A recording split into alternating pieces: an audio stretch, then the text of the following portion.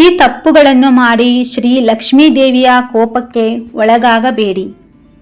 1. ಯಾವುದೇ ಕಾರಣಕ್ಕೂ ಹೊಸ್ತಿಲನ್ನು ಮನೆಗೂಡಿಸುವ ಕಸಗೂಡಿಸುವ ಪೊರಕೆಯಿಂದ ಸ್ವಚ್ಛ ಮಾಡಬೇಡಿ. 2. ಮನೆಯ ಎಲ್ಲ ಕಸಗೂಡಿಸಿದ ನಂತರವೇ ಹೊಸ್ತಿಲನ್ನು ತೊಳೆದು ಪೂಜಿಸಿ. 3. ಬಾಗಿಲ ಮೇಲೆ ಬಳಸಿದ ಬಟ್ಟೆ ತೊಳೆದ ಬಟ್ಟೆಗಳನ್ನು ಹಾಕಬೇಡಿ. 4. ಸಂಜೆ ಸಮಯ ತಲೆಗೆ ಎಣ್ಣೆ ಹಾಕಿ ಬಾಚಬೇಡಿ. 4ರ ಒಳಗೆ ಮಾಡಿಕೊಳ್ಳಿ. 5. ಹೊಸ್ತಿಲ ಮೇಲೆ ಕೂರಬೇಡಿ. ಒಂಟಿ ಕಾಲಿನಲ್ಲಿ ನಿಲ್ಲಬೇಡಿ.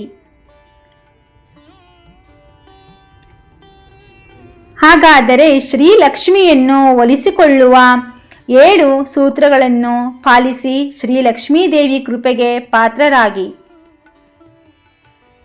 ಲಕ್ಷ್ಮೀದೇವಿಯನ್ನು ಒಲಿಸಿಕೊಳ್ಳಲು ಈ 7 ಸೂತ್ರಗಳನ್ನು ಪಾಲಿಸುವುದು ಅಗತ್ಯ.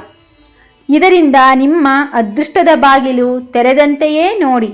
ಸೂರ್ಯ ಉದಯಕ್ಕೂ ಮುನ್ನ ಎದ್ದು 1. ಬೆಳಗ್ಗೆ ತಾಮ್ರದ ಚೊಂಬಿನಲ್ಲಿ ಕರ್ಪೂರ, ಅರಿಶಿಣ ಮಿಶ್ರಿತ ನೀರಿನಿಂದ ಹೊಸ್ತಿಲನ್ನು ತೊಳೆದು ಭಕ್ತಿಯಿಂದ ಪೂಜಿಸಿ. ಹೊಸ್ತಿಲಿಗೆ ಅರಿಶಿಣದ ಲೇಪನ ಹಾಕಿ ಪೂಜಿಸಿ. 3. ಬಾಗಿಲಿಗೆ ಗೆಜ್ಜೆ ವಸ್ತ್ರವನ್ನು ಹಾಕಿ 16+2 ಗೆಜ್ಜೆ ವಸ್ತ್ರ. 4. ಗಂಧ ಕುಂಕುಮ ಏರಿಸಿ. 5. ಬಾಗಿಲ ಪೂಜೆ ಸಮಯ ಬಾಗಿಲಿಗೆ ಬಿಳಿ ಸುಗಂಧಭರಿತ ಪುಷ್ಪ, ಮಲ್ಲಿಗೆ ಈ ಥರದ ಹೂಗಳನ್ನು ಅರ್ಪಿಸಿ. 6. ಬಾಗಿಲಿಗೆ ಹೂಮಾಲೆ ವಾರಕ್ಕೆ ಒಮ್ಮೆಯಾದರೂ ಹಾಕಲೇಬೇಕು. ಮಾವಿನ ತೋರಣವು ಅಗತ್ಯವಾದದ್ದು. 7.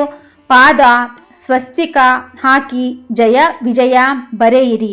ಸದಾ ನಿಮ್ಮ ಮನೆಯಲ್ಲಿ ಮಾತೆ ಲಕ್ಷ್ಮೀನಾರಾಯಣರ ವಾಸ ಇರಲಿ.